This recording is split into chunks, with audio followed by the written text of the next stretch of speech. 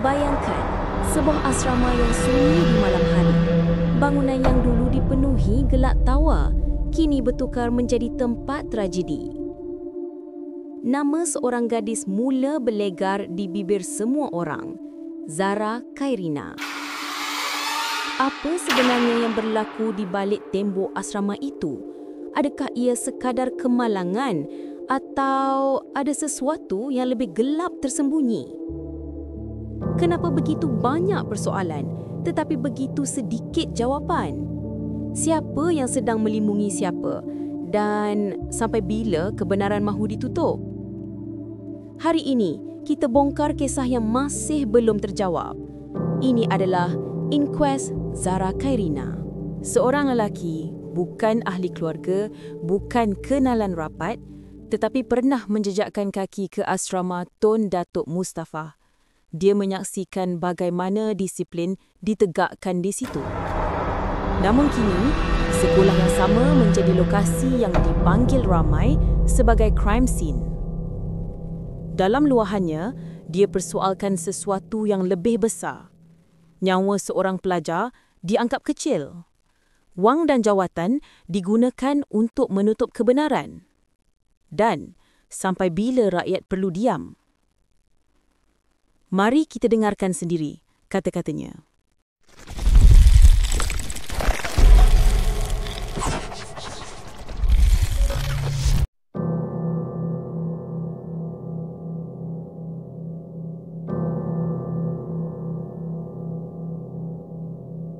Aku pernah masuk, ya betul, aku pernah masuk asrama perempuan Tun Datuk Mustafa, tempat adik Zara Khairina.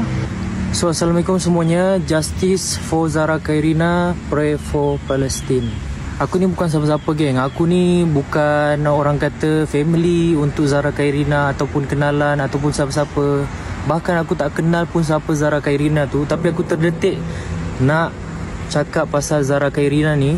Dan sebenarnya aku asal Sabah. Okey, aku orang Sabah. Dan aku bukan bersekolah di sekolah Zara Khairina, tapi aku pernah pergi sekolahnya tu. Sekolahnya tu memang sekolah yang aku rasa memang disiplinnya okey bagi aku dululah. Sebab aku datang time 2017. Time tu pun ada program Nadwa Kepimpinan Islam. Aku ni nakal sebenarnya, tapi tak tahu macam mana terpilih. Tapi yang time tu dia macam mendidik kepimpinan lah. Kalau datang pergi asrama itu pun, masuk asrama tengok dia memang asrama itu menitik beratkan kekemasan sampai ke tahap katil tu dia susun memang tak boleh ada kedut. Kalau letak duit shilling tu tak tenggelam. Memang dia titik beratkan pasal benda tu. Dan lagi satu, aku pernah masuk, ya betul, aku pernah masuk asrama perempuan Tun Datuk Mustafa, tempat adik Zara Khairina.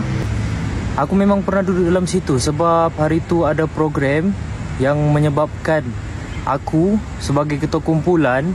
Time aku 2017 tu sekolah menengah lah, dan aku tak sangka sekolah ni jadi salah satu crime scene yang memang buat satu Malaysia bergegar. Memang tergempar lah berita untuk adik Zara Khairina ni. Berlakunya kejadian yang bagi aku, yang inilah aku mencakap terdetik aku mencakap benda ni.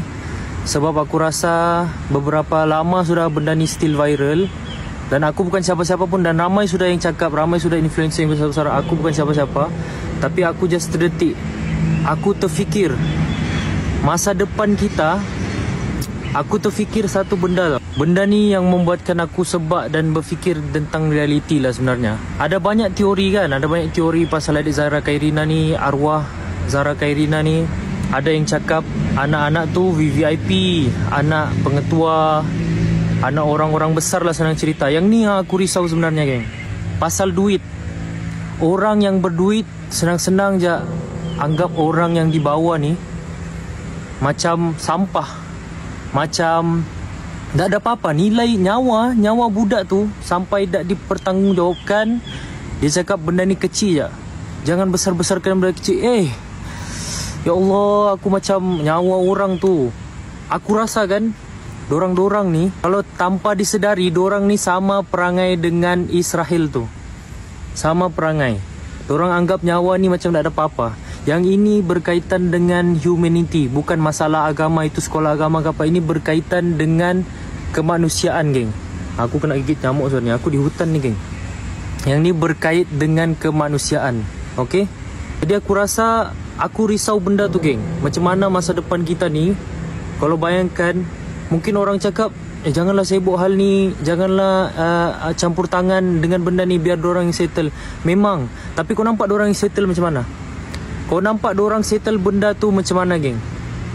Dia biarkan syak nyawa orang begitu. Dia biarkan syak benda ni tak jadi apa-apa. Sampai ke tahap sepatutnya dibuat postmortem sebelum tu dorang biar syak. Sebab takut apa? Aku pun terfikir benda ni. Memang betul lah kalau fikir secara logik kan. Dorang takut nanti dia tahu dia punya punca. Dan kalau dorang sudah tanam lagi dia lama-lama, nanti orang bilang busuk. Memang orang bilang di dalam tu sudah apa jadi semua di dalam tu kan. Jadi dorang tak boleh buat apa-apa. Kalau gali balik pun memang tak dapat cari bukti sudah. Yang itu aku tak tahulah, itu bab forensik apa semua kan. Tapi aku rasa teruklah kejadian ni, geng. Yang aku risau tu satu, yang pertama, orang gunakan duit ni, orang gunakan kuasa jawatan ni dengan benda tak betul macam ni. Dia anaknya biar begitu, anaknya membuli, ataupun dorang ni keluarga dorang ni dorang bela dengan menggunakan duit, dengan menggunakan jawatan untuk lepas dari segala kesalahan. Yang itu aku risau berlaku di dunia, geng. Aku nampak dari movie, dari realiti hidup macam mana kesian orang di bawah-bawah ni. Orang-orang di atas senang lah, dia boleh buat apa-apa saja. Yang itu aku risau. Dorang boleh buat apa-apa saja yang dorang mau. Orang di bawah ni yang tak ada duit, bayangkan kalau satu hari kamu di tempat orang tu. Nauzubillah lah. Lepas tu orang diam, orang buat senyap, keluarga kamu kah, orang yang kamu sayang kah, tiba-tiba dikasih jadi begitu. Nauzubillah, geng. Aku risau satu benda. Itu je lah. Aku rasa aku risau yang benda tu.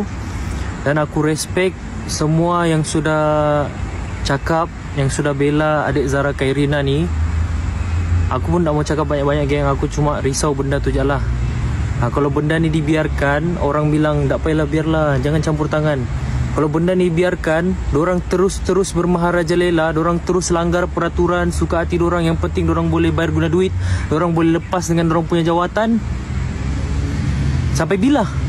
Sampai bila benda ni jadi? Sampai bila benda ni akan berterusan? Dan lama kelamaan orang yang ada duit, dia boleh buat apa saja dia suka.